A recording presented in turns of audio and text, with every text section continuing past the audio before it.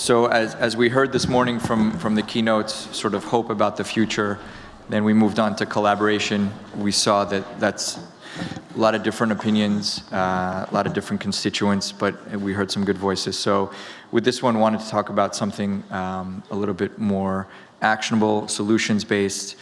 We've assembled a very unique group of practitioners and industry participants on what we're calling closing the loop, advancing water reuse solutions. And with that, I'll pass it off to our moderator, Bill Malarkey. Thank you.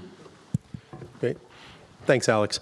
So my name is Bill Malarkey. I'm a partner with Amane Advisors. We're a strategy consulting firm that is focused all on water and the circular economy, both of which kind of come together in this topic. And water reuse is a theme you couldn't get past the first keynotes without talking about it. So as we kind of move into what Peter Glick referred to as water's third age, water reuse clearly plays a key role in that, or will need to play a key role in that. But it brings in a lot of factors. So we're talking about, both John Rees and Peter Glick referred to, it's not a technology problem. The technology to achieve a really high level of water reuse is already out there. It's being implemented in places like Israel and Singapore, in some really small areas around the world. But as we also heard, California, which is considered really by far the leader in water reuse in the US, is at about 18% now. So there's a lot of regulatory reasons for that, a lot of cultural reasons for that. There's just a lot of forces at work. And so we want to try and touch on all of that, how different cities are approaching it, how different industries are approaching it, and what some of the solutions are that are being brought to bear now across the world. So I think we'll start so in the cities. It's kind of like the incubators for a lot of the models that are going on, and there are essentially two reasons to pursue water reuse. One is kind of the obvious one, that there's not enough water to go around, so we need to stretch the resource a little further. There's another one that is probably less appreciated, is that water that you don't release back into an older sewer system that is probably approaching its capacity as the city grows, what you reuse also then does not go into the sewer system, and essentially creates new capacity for further growth in the system. And cities have taken different approaches to that. They've either taken the stick of you will reuse, or they've put incentives in place to encourage reuse. And so we have different versions of that here. So I'll just introduce the panel really quickly. So I'll start from here. So Alan Cohn is the Managing Director for Integrated Water Management at New York City DEP. And then we have Austin Alexander, who is Vice President for Sustainability and Social Impact at Xylem. We have James Rees, who is the Chief Impact Officer at Botanical Water Technologies, and Aaron Tartakovsky, who's the co-founder and CEO at Epic Cleantec, and is our resident newlywed on the panel, fresh back from his honeymoon. So let's give a quick hand. Oh, come on. We can give more than that. Okay, so as we kind of want to talk about the water scarcity versus infrastructure capacity thing, we have, so Aaron is in San Francisco, is based in San Francisco. Alan here, it's a home game for him. He's in New York City. Can we talk a little bit about the two different approaches in the city and how you feel those are playing out? Sure. So we've been watching closely, actually, what San Francisco has been doing over the years. There's, this emerging competition, friendly competition rather, across cities, where New York City was one of the first on-site water reuse systems at the Solarium and Battery Park City. The city government had to sort of catch up. We introduced rate incentives after the fact, recognizing that those systems weren't discharging as much into the sewer system. San Francisco, I think, was watching us and learning from us, but then quickly got ahead of us because water scarcity is such a big driver there. And so they've taken a leadership role, and I don't want to steal any of your talking points here, on developing guidance around water quality standards, but also coalitions and leadership. So there's the Blue Ribbon Commission for on-site non-potable reuse, filling in this gray area where we don't have water quality standards for on-site non-potable reuse systems. And so we've had to fill in a lot of the gaps, but there's still a lot to do. The leadership is very disjointed between the different states. That's why I think we've had to also take this position where we're trying to learn from each other and adopt local standards. But we don't necessarily have the resources in place to put the public health professionals in place, for example, for the proper oversight. So there's a lot to do, a lot in the way of developing financing and incentives. That's something that New York City has been doing a lot on, is grant programs, but there's still a lot of room for growth. I think the last thing I'd want to mention is that we would love, or I personally would love, that there's more of a push even from the regulatory community for the role of water reuse in helping to meet Clean Water Act's compliance and reducing combined sewer overflow, because I think as soon as you get that signal, that creates the market and the incentives, the sort of message from the top down that this is important. Well, thank you for that lovely intro. I did, in fact, arrive last night from my honeymoon, which means my brain is still on Italian time, so I will do my best to be coherent today. So a bit about the San Francisco program that you've heard about. San Francisco now requires that all new large real estate developments over 100,000 square feet have to have an on-site water reuse system. Now what that means is a lot of these building projects, that means you can reuse up to 95% of that building's water by incorporating on-site water reuse. We're collecting water from showers, from laundry, from toilets, every single fixture, treating that right on site, reusing it for non-potable applications. The San Francisco program, a bit about the history, and I think it's an important case study because it illustrates how common sense these solutions are, but how critical coming up with these political frameworks, these policy frameworks are. So about a decade ago, California going from one drought to the next, we said, why are we using fresh water from our national parks to flush the toilets of Twitter's employees in downtown San Francisco? And this is not a knock on Twitter, but they're the heart of it. And that was the goal. And so the question is how do we actually get the Department of Building Inspection, the Department of Public Health, the Water, Wastewater Utility, the building trades actually on the same page? You know, as we're sort of in a bubble here in this room that we all understand these issues. We work with some of the most sophisticated real estate developers in the world who are building half a billion dollar projects, billion-dollar projects. They don't know the first thing about water, wastewater. They've designed their buildings for the last 200 years that we bring water in, we send wastewater out. They live in what we like to call at Epic a flush and forget society. We don't think about what happens after we flush our toilets. When we turn on the tap, water just magically comes out. So what San Francisco did was they came up with that framework, bringing together all of the relevant authorities and just coming up with a very clear checklist. And you can go onto the San Francisco PUC website. It's very clearly there for everyone to follow. And that's what's allowed this to happen. We now have, I think by last count, something like 45 plus buildings that are going to be doing some form of on-site water reuse. Saving a huge amount of water. I mean, all of that water that we're reusing in these projects is water that we are not taking from the city's potable water supply. So I love the San Francisco case study. And what we've done now as a company is actually we're taking this from city to city, state by state, helping more jurisdictions to actually incorporate these types of approaches into their own local programs. And that's the key. I mean, I think we keep on talking about here how we have the solutions. We've got the technology, it's just about the acceleration of that deployment. That's what we're doing with these frameworks. And you know, I think we are where I think water's having its solar moment. We've heard about folks kind of mentioning this distributed movement. I think we are where solar was 15 years ago. So we've got a lot of catch up to do, but we've also been able to see what energy did right and what the energy did wrong. And we can learn a lot from it. As I know you have offices in other cities now and looking to roll that out. Are you seeing the traction start to show up in other cities? And are they only in the cities that are, you know, kind of thought of as water challenged, or is it starting to spread a little better? I mean, we're definitely seeing this expanding. I mean, Hawaii as a state rolling out regulations that are largely modeled off of San Francisco. Los Angeles has some forward-thinking water reuse.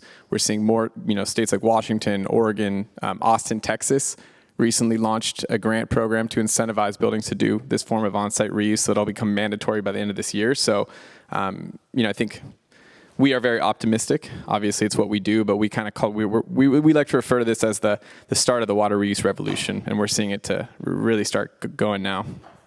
And we heard the term used in one of the opening talks about one water, sort of that one holistic water concept. Are you starting to see it filter into sort of, and Austin, I guess this would touch on you as well, into city infrastructure design considerations as well, where there's more of a connected concept being put to work?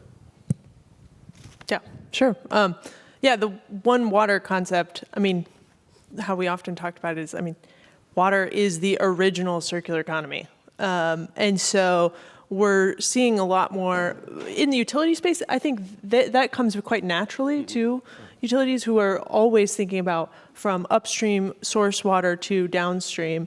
But now I think there's a greater public awareness of how all of this is connected. It isn't just turn on your faucet and flush your toilet.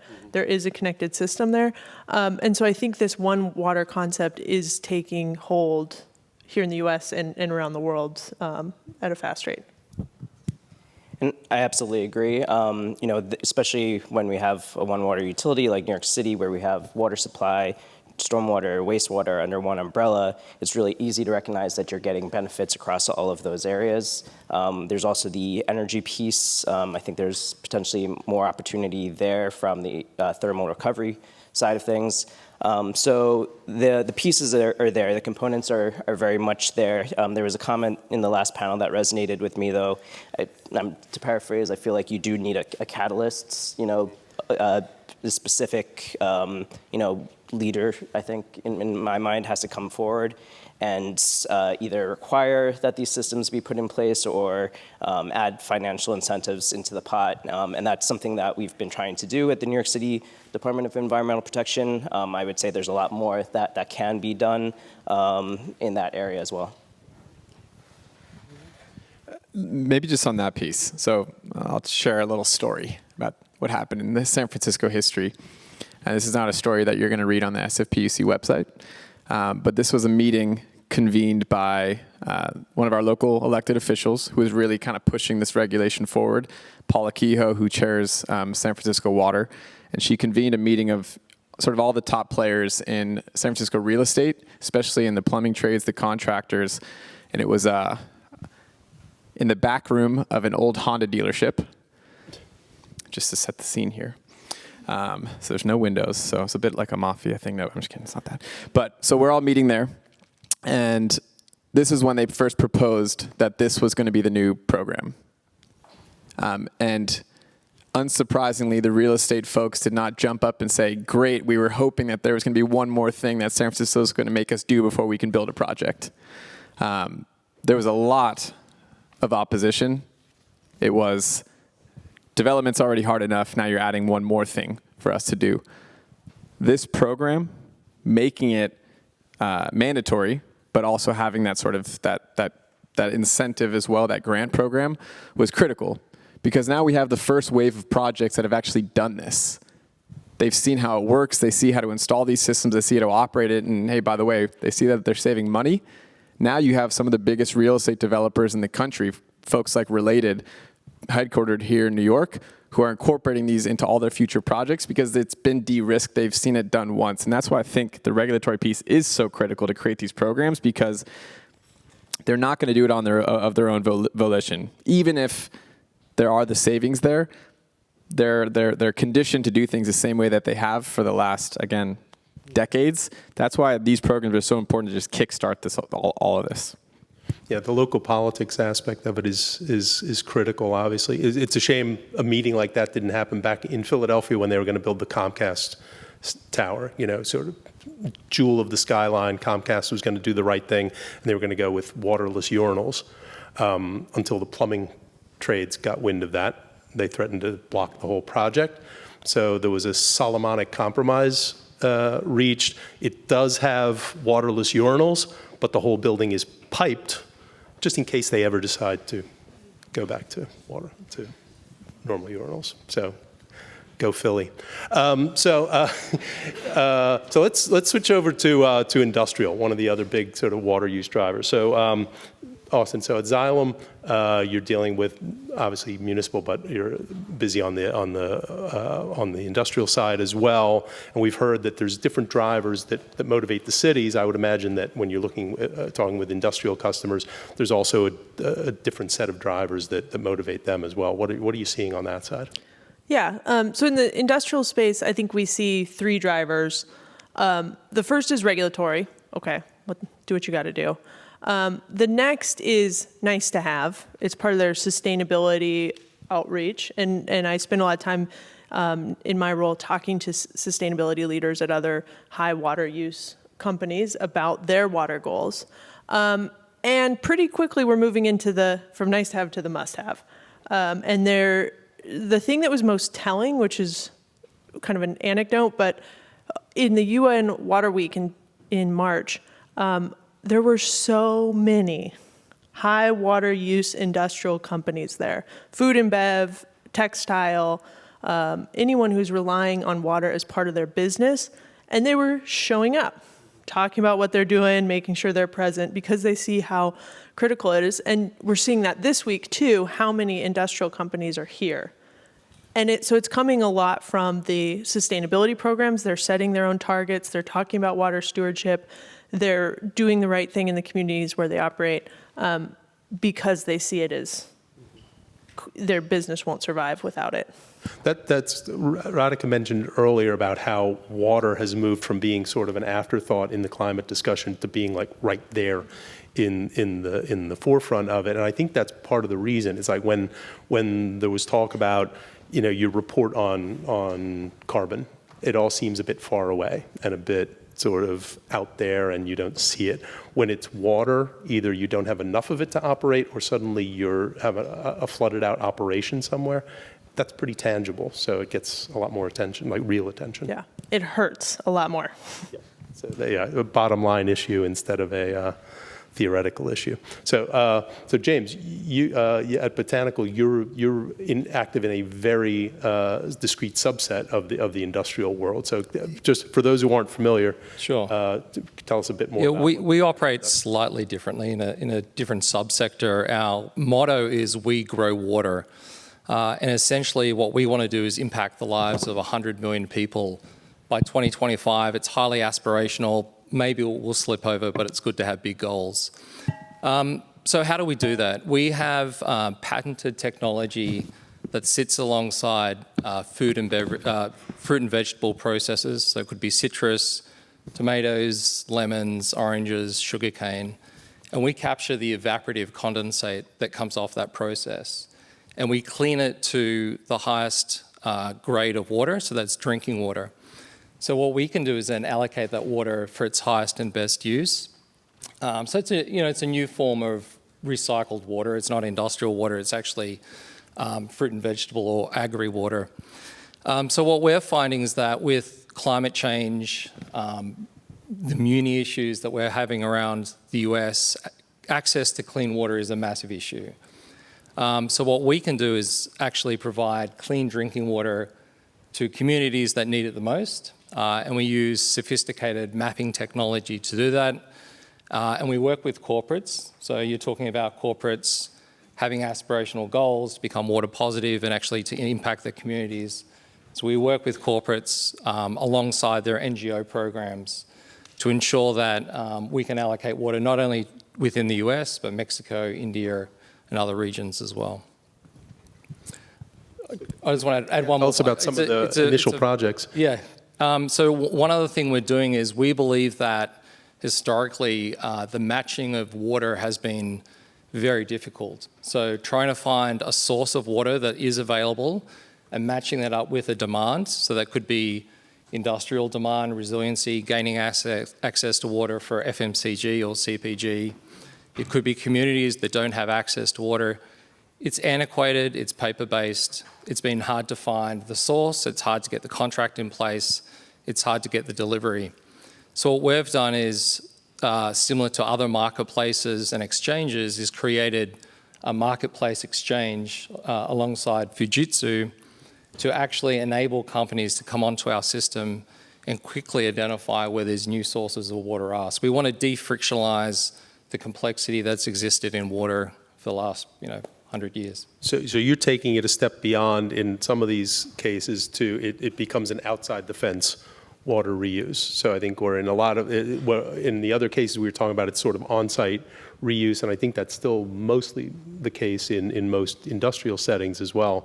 You have the option to take it outside the fence with local stakeholders as well. Correct. So companies that have subscribed to the CEO water mandate, or they want to become good water citizens, are looking inside the fence for operational efficiency, performance efficiency, and reuse. But they're not going to become water neutral or water positive just by doing that. So they have to then invest into communities that they operate. So what we do is we assist those companies with their outside of fence strategies to find projects, whether it's a charitable project for people. And what we want to do ultimately is get to the point of also doing aquifer replenishment. Because at each of these processor locations that we're working with, and there's 10,000 of those around the world, each of those locations can generate between 50 to 100 million gallons of clean drinking water each year. Yeah, it's pretty impressive. And I think as we talk through all these different scenarios, the one thing that I think is striking in comparison to the first panel we heard, these all have a rate of return. Each one of these that we're talking about is, for whether it's for the developers or for the industrial players here, there's a clear rate of return and a bottom line impact on these as well. It doesn't really have that challenge.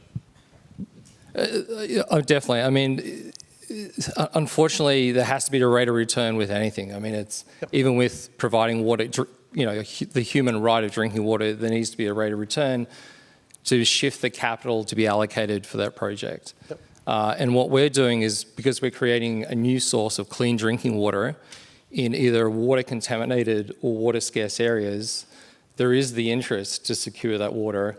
And obviously there's a good ROI on that as well. Well, that was one of the points that came up the last time the UN was in town for water back a few months back. I thought that was one of the interesting things that came out on those type of outside the fence projects.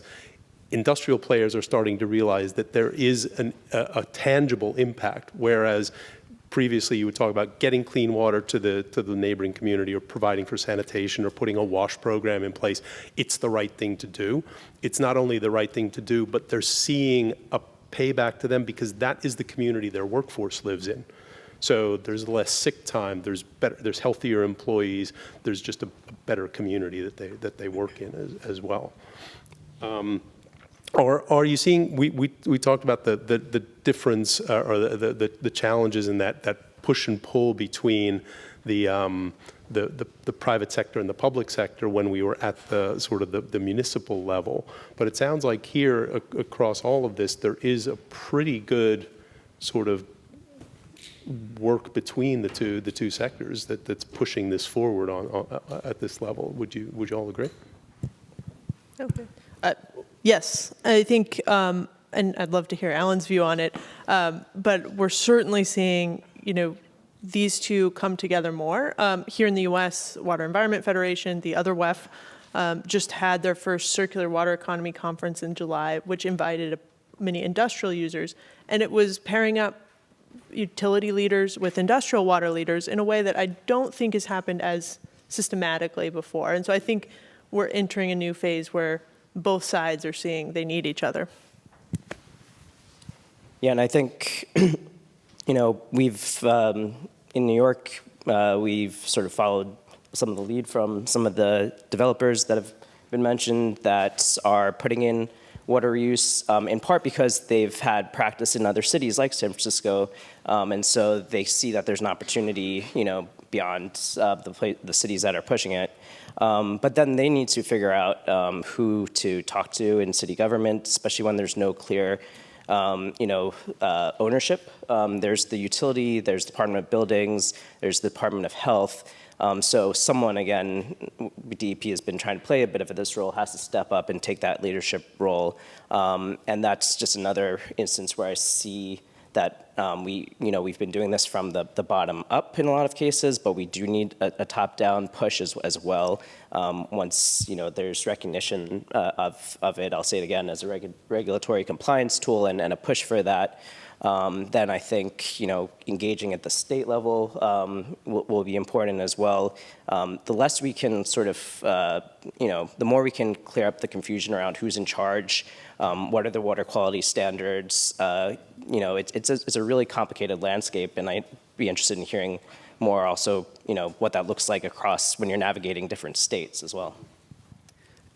I mean, I was going to answer your question by saying we have to work together. Sure. I think the two of us working for quote unquote startups, I think a lot of folks look at us and say, well, why can't you just Uber, do the Uber model, which is to say, build such a groundswell of support, basically just kind of parachute into these cities. The regulators try to shut you down. You flood their offices with folks who support you and basically steamroll your way. We can't do that. We're at the intersection of real estate, of water, both extremely highly regulated. So I think in many ways we're doing the opposite of the Uber model, which is working so closely with offices like yours, like in San Francisco, like in other cities, because unlike an app where you can launch it on the App Store and then just iterate, send out updates, we're dealing with public health. So it's a radically different playbook, and that's why we need to work so closely together. We had no other choice, but we want to. Let me just be clear on that. I think just one other point on that is, I agree, we've got to work very closely with all the stakeholders. So it's the communities, it's the government, it's the corporate.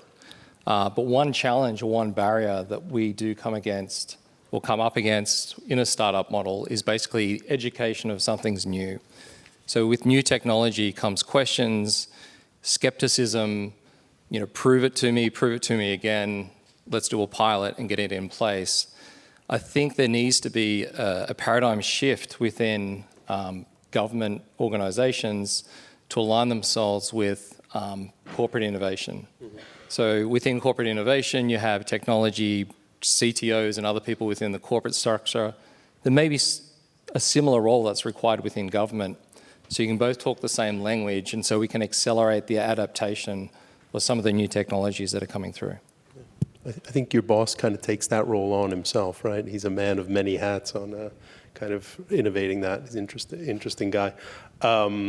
One of the things, as we were talking about, is kind of an aspect of reuse we're seeing particularly out west or in any water-stressed areas, is that municipal utilities are starting to slowly realize that their treated wastewater can also have an economic value to them, that it's becoming an unexpected source of potential revenue. You're starting to see those first projects where the treated effluent is being sold now to an industrial user or to a commercial user like a data center for cooling purposes. So is that a way that at least for utilities that are fortunate enough to be in these areas that we could see real rate relief, where now you have an income stream coming in that can fund other infrastructure and help to keep those rates lower, like we heard previously?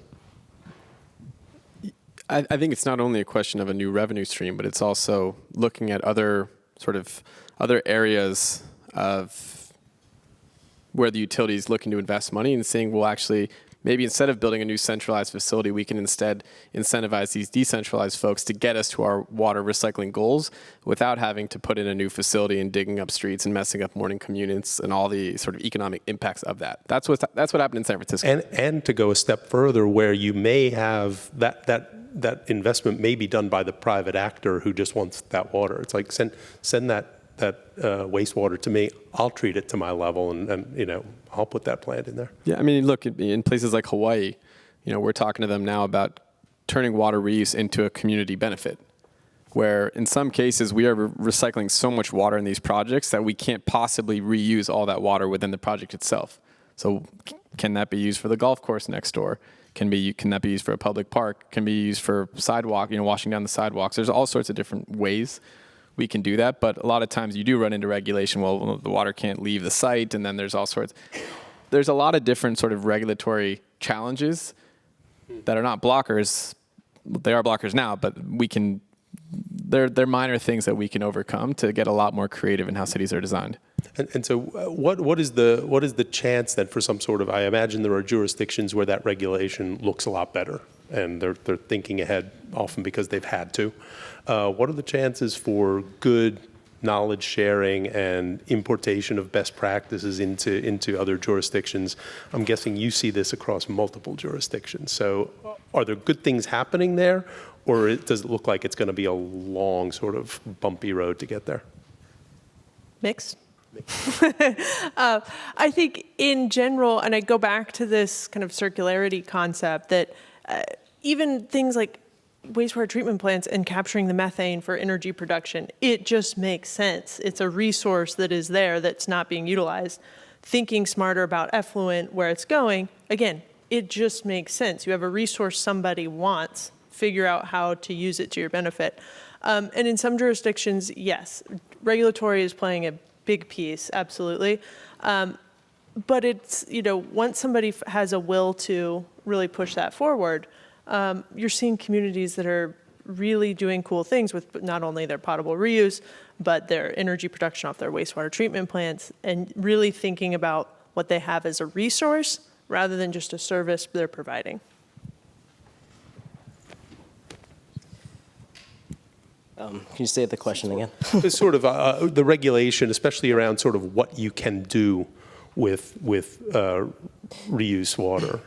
Yeah, and I think whether it's coming from regulations or just setting objectives, right? What percentage of our potable water supply do we want to offset? I think having kind of high-level plans and looking at the portfolio, what you can fill in with reuse. Like LA as another example, it's not there's no one-size-fits-all solution for offsetting your supply, but you look at the economics of it, you look at the avoided costs of augmentation through different sources, and I do think that both centralized and decentralized reuse have a role in that. I haven't seen, I think it's a complicated landscape, and I'm still trying to figure that out myself, is how do you make the economic case for like on-site non-potable reuse in New York City, for example. We've seen success in the past with completely different types of programs like stormwater green infrastructure, where the initial economic case for that was made by showing that we can reduce or defer some of our investment in more centralized infrastructure. So you have that avoided cost or deferred costs, and I'd like to see that come to the foreground a little bit more on the reuse side. Cool. And to shift back away from that to technology. So we heard a couple times this morning, and then I said at the beginning, technology is not the barrier. But what are you all seeing out there, if anything, just on the side? I know there's a lot of investors who would like to know what is coming. Are you seeing cool technologies that are making reuse even more economical, driving down the energy cost or whatever, to just make it a much more sensible option? Yes. It's, again, technology is not the problem. Either we have it today or we're seeing a lot of solutions in the pipeline that are coming on reuse, that thinking about improving existing models and making them better, faster, smarter, and cheaper, but also kind of front-end new and innovative ways to think about, both from like what Epic's doing, of just a new model of doing things, too, is really more of where the innovation, I think, will take place than any kind of new technological solution. Yeah, so, one of my co-founders is my father, Igor, born in Ukraine. He was originally trained in the Soviet space program. And as he often says in his very thickly accented voice, which I'm not going to do to spare him, what do you think the astronauts are drinking? What do you think they've been drinking for 45 years? We have these technologies. And I think To your point, it's about deploying them in new and interesting ways. I think a lot of these technologies that you're seeing going into buildings, kind of the gold standard now is the membrane bioreactor. It's been around for decades. We as a company didn't invent that, but it's about putting into new form factors that can fit into a 9.5-foot basement in a garage in downtown San Francisco. It's about taking things like wastewater heat recovery or thermal recovery, again, deploying those into buildings. It's doing things like solids recovery, which is what we're doing as well, taking those wastewater organics and turning them into soil products, something we developed out of work with the Gates Foundation. We don't have to reinvent the wheel. Just finding new and interesting ways to deploy all of these, to turning, in our case, we're turning building wastewater into clean water, soil, and energy. And that's exciting for folks, and we didn't have to invent anything. The only other point I would add is more around predictive analytics. So, we're doing what we're doing, but we're capturing the data on a more granular level, and we're applying better algorithms to actually understand what's happening, and then giving that advice to the operator. So something that they could have been second guessing or had to call a technical expert, at least they're getting guidance in respect of something that might be happening and how to adapt to that as well more quickly. So you mentioned to let the investors know what I'm most excited about. Okay. So, well, all of this, of course, but I think to your point, James, I think making operations smarter and more efficient is key. When you're managing 50 on-site water reuse systems in a city, having an operator running around to all those is tough. But when you start bringing in smart technology, I think years ago when I first entered the industry, there was someone who, and I can't remember who it was, but he said, the water industry is still run by the clipboard army, which is to say people who are going and reading a meter, writing it down on a piece of paper, reporting it back. We all know that the smartphones in our pockets can do a lot more than a clipboard can, and it's taking those types of technologies. Right now, I can open up my phone and operate every single plant that we as a company are in charge of. I can stop pumps, I can open valves, all from our smartphones, and I think as we continue to see more of those technologies incorporated, it's going to get better. I think another piece is testing. Right now, we are still required by regulation to fill up a little plastic cup, send it off to a lab, and wait 5 days for the results. As we know, if some of those results, BOD, it's a 5-day test. If we're waiting 5 days to get the results, the folks in that building are in trouble. And so I think we can use real-time monitoring technologies, and it's about working with the regulators to get comfortable with that, because by nature, regulators are risk-averse. That's their job, as it should be. But I think using all the technologies that we have available and we see in other industries and applying those to water, which again, a lot of that is happening, that's what I'm most excited about, because it's going to bring down OpEx. We're not sending operators on site. We're going to improve the ROI for our building owners and customers. Yeah, that's great. Thanks. So I know we're at the end of our time. We'll try to get everybody back on schedule a little bit. So the title here was Advancing Water Reuse Solutions. So I think we got a number of good ways that were brought up where we can really start to advance water reuse, bring even the best states up from that 18% up a lot closer to that 90 that we're talking about, where it becomes just commonplace. And I think first we heard about having uniform and favorable regulation in place across jurisdictions. Secondly, getting the right incentives in place, whether those be positive or negative. They both seem to be working in different places. The technology is there, but pushing for the innovations, especially on the digital side. Education, important just to get people over that hump to where they can accept that water reuse is okay.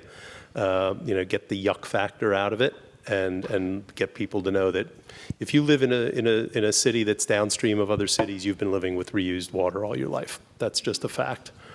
And finally, almost finally, is sort of collaboration across both private and public sector, and getting those best practices into other jurisdictions. And then finally, the new business models and just, smart people who see business opportunities and are out there getting it done.